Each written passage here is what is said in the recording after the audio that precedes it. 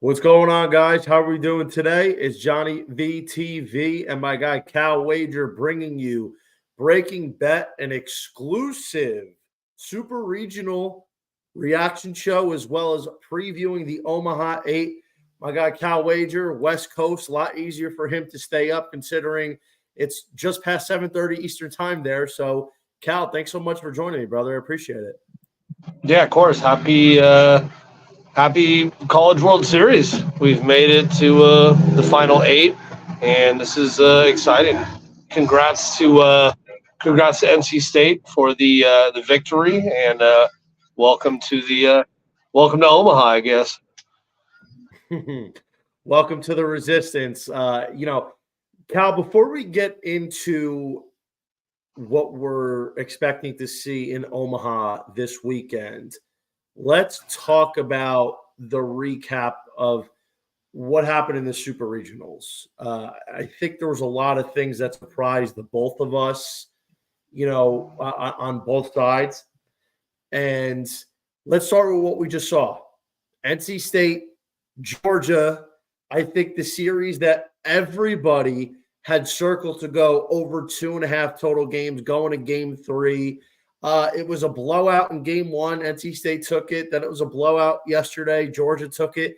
Now we get something of a nail biter where the Wolfpack's able to go on the road into the dog pounds and take 2 out of 3 from Georgia and get to the College World Series. Yeah, it was exciting to see. And I think it spoke well for what we saw with NC State because they played so well going down the stretch, taking so many series against such quality opponents. And obviously that paid off. I mean, they had quality. I mean, they get a home run from an underclassman today. They get, great results. Serrano makes that great play in center field, goes 3 for 4, 4 for 4 today. They got the guys to step up that they needed to. And they played in a big environment. I mean, playing at Georgia is a big deal. So, being able to take that victory was awesome. I liked that it was not one of these 19 to 12 games. It was fun to see, some pitching, some defense, and, some quality baseball. Yeah, I want to talk about NC State for a second. And obviously there is a betting thing I'm regretting. If you followed me throughout the season, you know what it is. NC State, the turnaround they had, man. First weekend of April, they went into Louisville. They got that ass beat. It was ugly. But since then, that first week of April, sweeping by Louisville, NC State turned the ship around right then. They didn't lose a series for the rest of this season. They swept Wake Forest. I think they swept Clemson. They split a 2-game series against FSU. I think they took down Virginia. All the tough teams. I mean, they beat Duke in 2 out of 3 earlier this year. Like, they took out a lot of top 10, top 15 teams. They handled South Carolina in their own region and were able to fight off a pesky JMU team. Then they go to the SEC. They play the hosting top 8 national seed Georgia Bulldogs in their own building, and they're able to take it away. I mean, listen, at the end of the day, you just can't help but respect what the Wolfpack did. They earned it. Like, I've been on teams this year, and I've been critical where I'm like, bro, they really didn't beat anybody. That's not the case with the Wolfpack. They earned this every step, and I will absolutely wholeheartedly admit it. Now, Cal, here's where I'm a little sick, to be honest. I don't know if you were on, but maybe about 6 weeks ago, right before the Wolfpack kind of started making that run, right before the Wake Forest series. I think it was before the Clemson series. They were 66-1 to win it all. And I was looking at it, and I was kind of examining the 40-1 to 80-1 shots. Like, who's a team that realistically has a shot? And I saw NC State's name pop up, 66-1. I think it was on BetMGM, Cal. And everywhere else, NC State was 50-1 or less. I'm like, this is interesting. I took a closer look at the Wolfpack. I obviously knew what was going on with their schedule and how they keep beating all these good teams. But the hitting was always there, but the pitching and the bullpen was coming around. It was everything was solid. They were a balanced team, and I was really liking the way they were looking. And I'm like, you know what, man, despite me not thinking they were that great preseason, like I just don't know if they're going to have enough arms, enough depth. I regret not taking them because what I said at the time was, as tempting as it is, I'd rather trade the better number for more information. We didn't know if they were going to host at that point. And if they did, were they going to get the 16 seed and have to go to Knoxville in a super regional? So like all that stuff matters. They end up getting a good hosting seed, and then they end up getting a winnable super regional draw with Georgia. But, you know, at the end of the day, I think the moral of the story is you see a good team that's got a really good number, just take it, man, because you never know what happens. And, you know, that's something I had to learn the hard way this year, and I'm really regretting it right now. Yeah, I mean, we've seen it front and center this year that this league is so volatile that all you need is a team to get into the dance, and somebody playing well, all Florida, these teams that I don't think necessarily deserve to get in, and they're playing well at the right time. And like you said, this was definitely a team that was more than, deserving of what they did. And played great on at their house last week. Played great this week too. Like you said, we had NC State with over that 2.5. We had NC State today over 6.5. We had NC State on the money line today. So it was a good day for what we've been doing. And to back up what you said, we had some of these big futures earlier in the year, and even up to regional play. And during regional play, there is great value. I mean, we took Florida 37.5 to 1 just last week, and look where they are now. And we still have Florida State 100 to 1 sitting for this thing. So having a quarter of this baby in there already is feeling real good. And we took Texas A&M late, so there's 3 of them. So it feels nice to have some value. And I do enjoy, as much as I like Cinderella, I was pumped to see what Evansville did. That was cool. I also think Tennessee maybe let down a little bit in game 2. We know how these things go with 3-game series.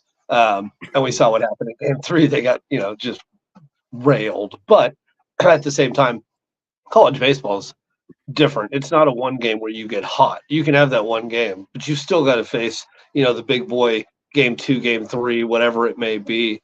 And it's tough, especially somebody else's house, playing in just a totally different environment. Playing in the schools, the biggest place these schools have played at all year long is intimidating. So, above all, I will tip my cap. Evansville, that was impressive to see what they were able to do on such a big stage. I mean, coming to Tennessee where it's, night and day from, it's nothing against Evansville. It's a beautiful place. But, for example, that's just night and day from where they played to what they were at. And to see some of these smaller schools was awesome. But I do enjoy how now kind of what we are used to as, kind of kids and younger guys growing up, what we saw with power teams are kind of coming back to fruition this year with the College World Series. It's fun to see, a Florida State, some of these big boys that, we are used to in years past. And it's fun to see it again. And the fact that, we both talked about this before. I was a Florida hater, and a well-deserved Florida hater, just like I hated on ECU. And thank you, ECU, for backing up everything I've said about you. I love the program. I respect the program. I respect the coach. They're like a Boise State, though. They're never going to compete with the big boy. Like, it's cool, and it's cool. It's great what you do. It's an amazing environment. It's a great family.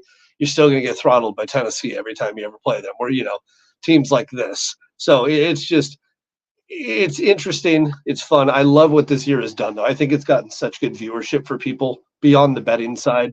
I think that people have gotten a lot more in tune with what college baseball is doing. And, it's great for you and me. And I think it's really good for the sport.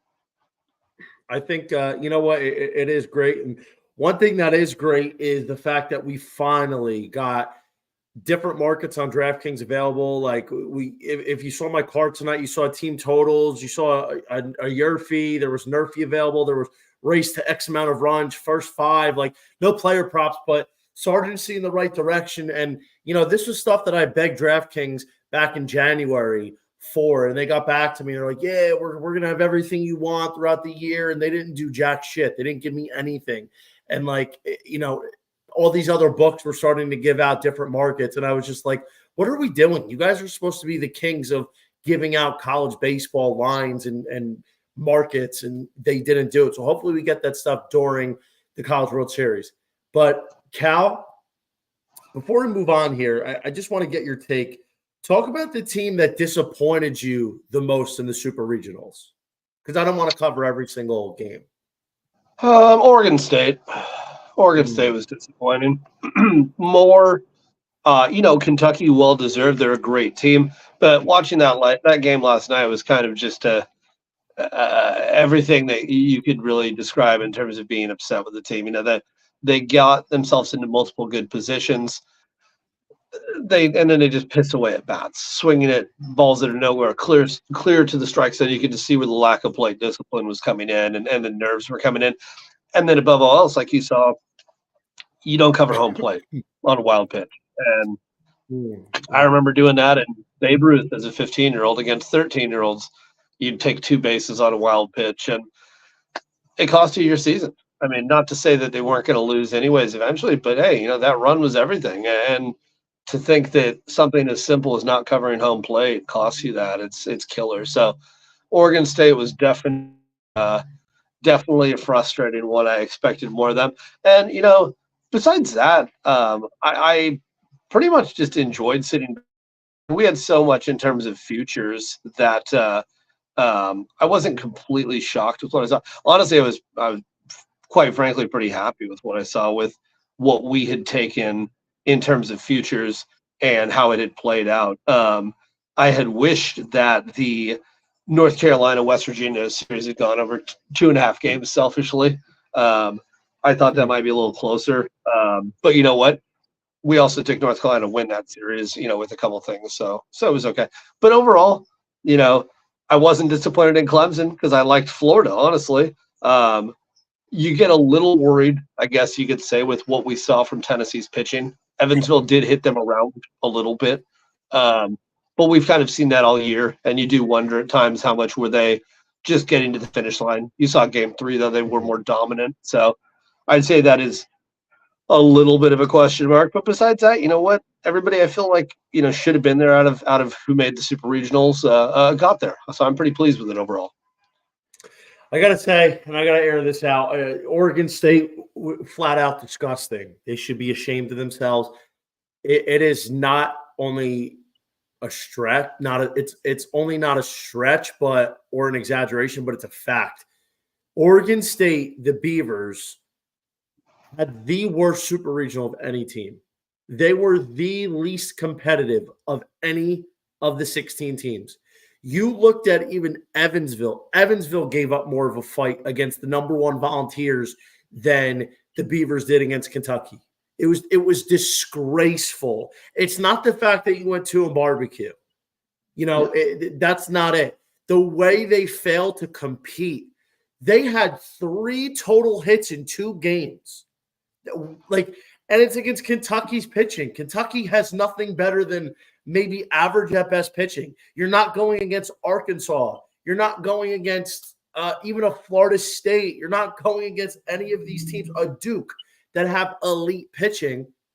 And the fact is, none of your guys can handle it. Aiden May did his job. Five innings, 3 runs. Jacob Kamatz was fantastic. 6 innings, 2 runs, although I think because of that ridiculous play by Keljo, the reliever who came in last night with that runner scoring on a wild third pitch, that run might have gotten charged him. But both starting pitchers did their jobs. The offense was flat out dog shit, and I think that's the only way to put it. And, one thing that I think we were really thinking about all year was, okay, Oregon State has struggled a lot on the road. They have not been able to play away from the Goss. But that wasn't even it. 3 hits in 2 games. They were getting no hit through the 6th. They were 2 runs on no hits. They were 0 for 14 with runners in scoring position the whole series. Travis Bazzana had 1 hit the entire weekend. Just mental mistakes, miscues. How does Keljo not cover home plate? How does he let a guy score from second base? What are you doing? It was disgraceful, and I'm upset because Oregon State is a team that I was invested in from before the year started. I felt like this was a team that had a really good roster, top to bottom, a lot of pieces that could make it. And it sickens me to see them lose the way they do. And the finishing touch was Micah McDowell. I don't know what the fuck he was doing. This guy comes up there, runners on the corners, 2 outs, down by 1, bottom of the 9th. He doesn't even take the bat off his shoulders. Strikes out on 3 pitches. He might as well have went up there without a bat because he didn't even need it. Like you don't swing the bat, and that's how the season ends for you. And listen, at the end of the day, it wasn't that big of a total net loss for me. You know what I mean? But it's the possibility you're not going to win more money. It's a possibility of not getting one of your dogs in the race. So to me, that was it was pathetic. And listen, I'm not trying to harp on the guy because I think he's a great player. I think he's going to be a good pro. But man, I don't know how people could sit there and say Travis Bazzana should be the #1 pick. I just don't. I've said it for the last 2 years. I think he's a very good player. But if we're looking at it, he struggled in the small sample size against SEC teams. Higgins Smith blew him away in 3 at-bats. He went 0 for on game 1. He had a nice late game hit on a hanging changeup over the plate, and that was really it. And meanwhile, you have him racking up numbers in the weak Pac-12, and guys like Cags and Condon are tearing up the best of the best in the sport of college baseball in the SEC. And I'm not picking on him because I do think he is really good. I'm just saying I feel like because he plays in the weakest conference in college baseball or was the weakest conference, the numbers are a little bit overinflated. But, at the end of the day, I do think Oregon State, it was an embarrassment. And I'm really ashamed, to be honest. Yeah, I was disappointed. And it just kind of sums it up with not covering home and it going that way. It's just like add insult to injury. The fact they had 2, I had to look at it like 3 times too. Like they really you got 2 runs on no hits right now. That's impressive in college baseball. Extremely impressive in college baseball. But then, of course, you get as patient as you are, you get yourself in position to score, and then Zano amongst other just completely abandon the strike zone and let's talk about the coaching chasing, waving at everything. You need to put the take on right there and force that guy to throw a strike. You could see that he was struggling. You could see he was begging to find the strike zone or looking for a strike. And then they just kept doing him a favor over and over and over again. They're swinging at crap all night long. And they had an opportunity with the bases loaded, 1 out to really put a hurting on them. And then 2 guys strike out looking. And it's just all series, they were just striking out. And it's just, I don't really understand how you can be that bad. Like home or away, whatever. And you know what, man? I really think a lot of it has to come down to the coaching as well, because on the last, when Bazzana was up and you had Santana at first, he gets on with a walk, right? And he gives Bazzana a chance. Like, why not put a hit and run on? Yeah. You know what I mean? Like, if you got a hit and run, Santana they probably send him from first base and get him in. But, whatever. It is what it is. That's how it happened. And we've got to give Kentucky their flowers. I've been trying to figure out all season how a team like that, who really, in my opinion, is not that good, and even though they're in the College World Series, I still don't think they're that good. A team that is middle of the pack at best in terms of talent in the SEC. How do they keep taking down these more talented teams? And I had to really think on this, and it's simple. This team is so well coached, and they do the things that I've been talking about all years. The lack of fundamentals and the little things that so many teams don't do. Kentucky does them. They don't make mistakes. They don't beat themselves. They're able to capitalize when another team makes mistakes. Everybody knows their roles. They know how to do every little thing the right way, and those things matter. Little things win rings, according to Jim Tomei, who knows a little something about success in the sport of baseball. And, that's why Kentucky's been able to take down these better teams, in my opinion. And, it remains to be seen what's going to happen here in Omaha. But, let's get to it, Cal. Let's start previewing the Omaha 8. I think before we get into the matchups, I think it's worth noting that the right side of the bracket is a lot more up for grabs than the left. I feel like the left is a lot tougher, while the right is a lot more wide open. What are you looking for in terms of Omaha from a betting perspective? Is there a certain team you're looking at? Is there a certain number that you think is fair in the futures market? Is there anything of interest to you before we get the lines? I wish that Florida State wasn't lined up with Tennessee in game one, but I guess it could be worse. I guess at least Florida and Florida State are lined up on separate sides, so we could have that dream set up with you two futures meeting in the World Series finals. I would say, though, when I look at bracket 2, I mean, it's just who's hot that day. Those 4 teams to me are just a complete toss-up. I honestly like Florida out of all of those 4 teams. Texas A&M, we know, is that I like the over in that game 1. I mean, I don't know how high you can set it with what those teams are going to continue to do, but everybody in that bracket can get hot for 3 days, and here it goes again. Kentucky and NC State will be an interesting game. 2 teams that can play small ball. They execute pretty well, and that'll be interesting. Versus then you go to Texas A&M, Florida, which is just going to be a slugfest. That would be an interesting best of 3 series for sure to see those 2 teams. You know what, man? I think while we're looking at the subject of Omaha, we got our guy Crutch. Since 2017, all winners have come from bracket 2. I don't know. Did LSU come from bracket 2 last year? They might have. Interesting. How long has that been? What year did that start? Since 2017, he said. Yeah. Interesting. I don't know. Crutch, you might be on. I would have to go double check that. But I think for me, you know what it is? I agree with you. The Florida Gators are a team that I have been keeping an eye on for the whole season, but I really started locking in because I'm wondering, are they going to get in or not? Like over the final month. And I'm like, dude, there's just no way this team can get in.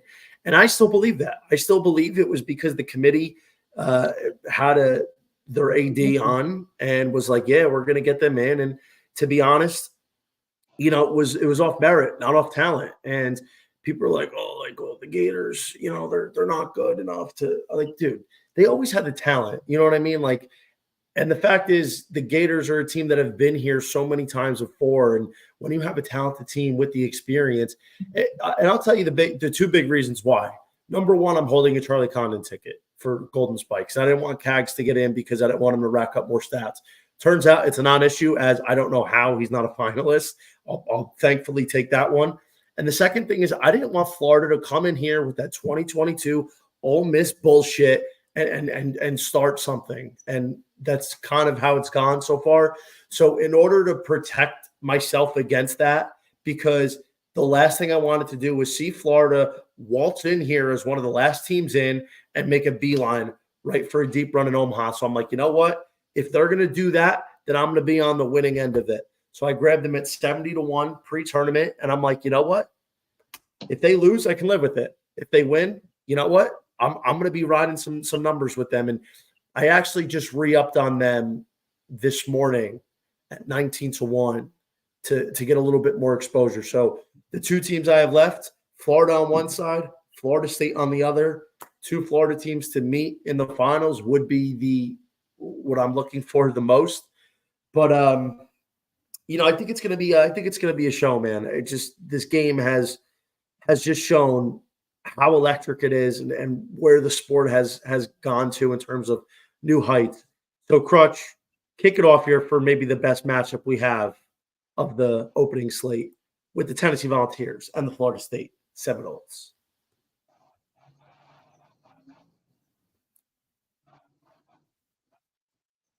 Crutch. Cal, sorry. Am I losing you, Cal? No, I'm there. Oh, yeah. No, kick us off here, baby. Volunteers versus Florida State. Yeah. No, this would be your matchup in the finals if you really could, slate it up. In my opinion, there's probably a couple that you can think of, but this would be right there. I mean, right out the gate, you get 2 of the best going. Florida State, obviously, with the surprise season for what a lot of people expected from them, before we got going. And then obviously Tennessee handles things and they're right where they should be with the, the number one overall or wherever we are now. And it's fun to see what both these teams are going to be able to do. I think either of them make it back into the finals of this bracket, no matter who wins and loses this game. I think both of them are too talented, especially against North Carolina and Virginia. Obviously, I think both of them can score, but the depth offensively from both of these teams is just continuous, consistent. I like what I've seen. Florida State, obviously, coming off such a bad start in his last game too. Yesterday, I really love what I'm going to see from the Florida State pitching staff too. You get a bad game from Arnold yesterday. Not as bad, it's not the worst, but not a great game for him. I love that he comes in even more motivated now. I love that we have Florida State. We're going to keep rolling along, and I'm going to sure as hell enjoy this game and be rooting for the Seminoles. Yeah, obviously, regardless of the money involved on Florida State, I hate it because at my core, like if you took money out of the equation, the Volunteers are the team I root for. Like that would be my team I would pick that I root for. And I find myself throughout the year just watching Volunteers games, even if I have no money on it, just because I enjoy watching them. It's a team that kind of welcomed me into the sport of college baseball. Just it's a program I really like. But you know what, man? Like when you got bread on the line, everything changes. And I think now with this matchup here, the thing I'm most curious about, what does Link Jarrett do game one? Does he go with Carson Dorsey as number 2 starter, who he's been throwing in game ones the last few weeks? Or does he go Jamie Arnold to go right for the jugular immediately? And I think the latter is the correct move. I think FSU cannot screw around. You have the best team in the country. You need to throw Jamie Arnold, who is the best remaining pitcher in the tournament. The guy who's going to be the number 1 draft pitcher off the board next summer. Link Jarrett's got balls, man. Maybe he tries to go Dorsey game 1, see if he could steal it against the Vols, and then have Jamie Arnold set up to try and get them 2-0 and then 1 win away from the finals, maybe. But I don't think you can do that here. Dorsey's been great. I will give it to him, and I hope he continues it.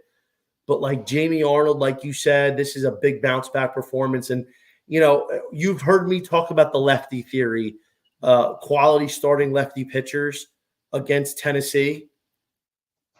This is the best lefty you're going to face outside of Hagen Smith.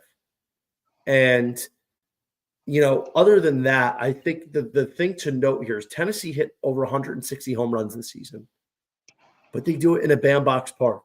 You want to hit one in Omaha, you got to earn it. So I think, if it's me, I think Jamie Arnold's got to be the guy. And if it is, I really like Florida State's chance to win if they throw Jamie Arnold game 1.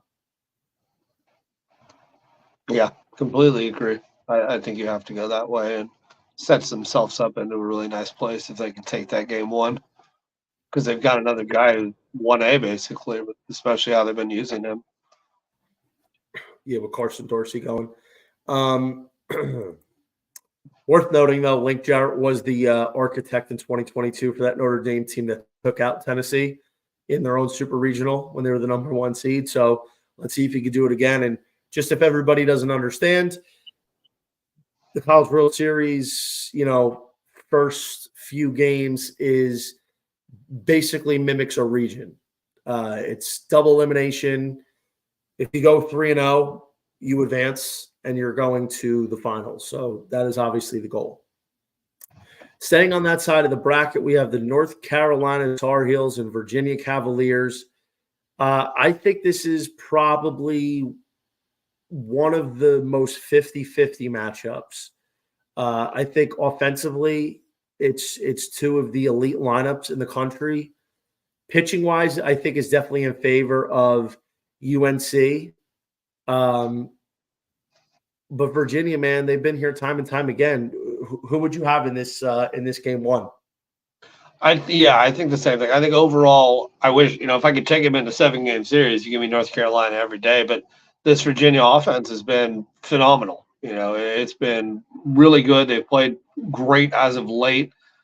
But I do also bring more into effect the fact that North Carolina has played some very serious games in the last week. I mean, all of them one-run games, walk-off games, endless tight games for multiple innings. And I think that does, if it doesn't kill you or exhaust your pitching staff, and this won't because they have time off, I think it makes you stronger. Honeycutt saved them the other day. And, I think just playing in more situations like that eases things a little bit when guys are used to blowouts, all Tennessee at times. They get nervous and aren't used to these clutch situations when you're not playing in tight games too often. So, I love where North Carolina is coming in from a mental standpoint. I think matchup wise, it's definitely in favor of UNC here. I'd be curious to get a line. So I'd probably think because this game is going to be on Saturday, I believe. Friday at 1. Oh, it is Friday. Oh, no, you're right. No, you're right. You're 100% right. Yeah. So, yep, my apologies. So you are right. I don't know what UNC does. I don't know if they go Shea Sprague or Jason DeCaro. I think both are solid options. Like I think both are solid pitchers. I'm not blown away by either one, but I think given what kind of offense they have, if they just go out there and go 5 innings, 3 runs, or 6 innings, 4 runs, I think they're going to be in a really good position to give their team a chance to win.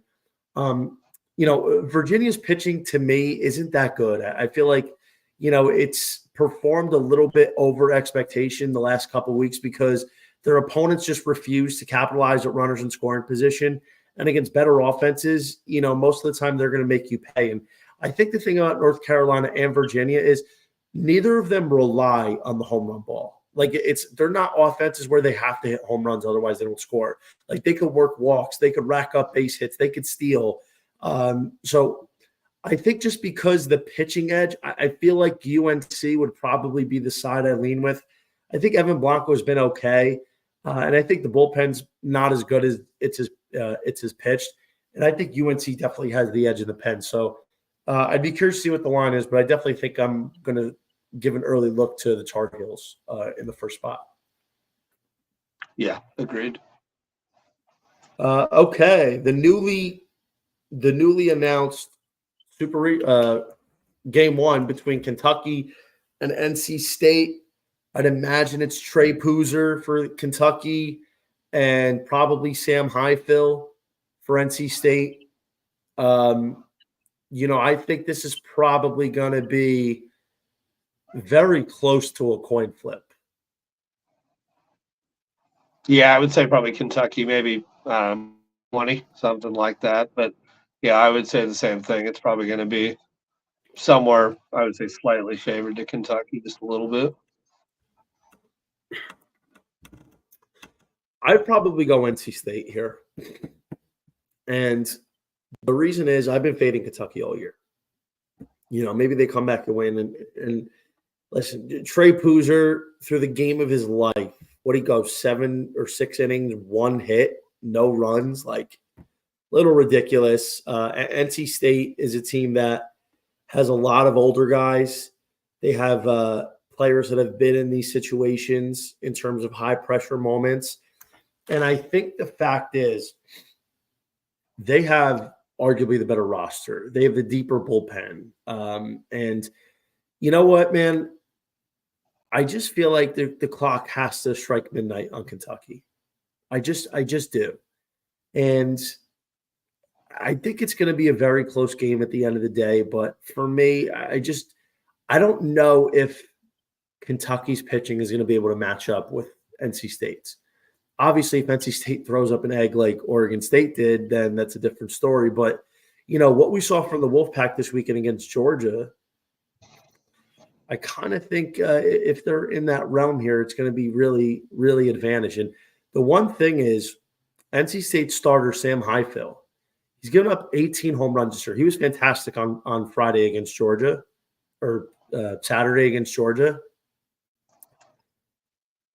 Playing in Omaha, like I said, you have to earn the home run. So it's not like he's playing in a ballpark where a routine fly ball gets it done. So, if he's able to keep the ball in that big ballpark, I definitely like the chances for NC State here. Yeah, agreed. I think that they're playing well. I like what I see for them top to bottom. So we'll see. It'll be a fun series. That would be a fun one. Just those two going again. I love all four of these matchups. If they were an individual series, they'd be pretty exciting. So it'd be fun to see how it rolls out for game one for all of them.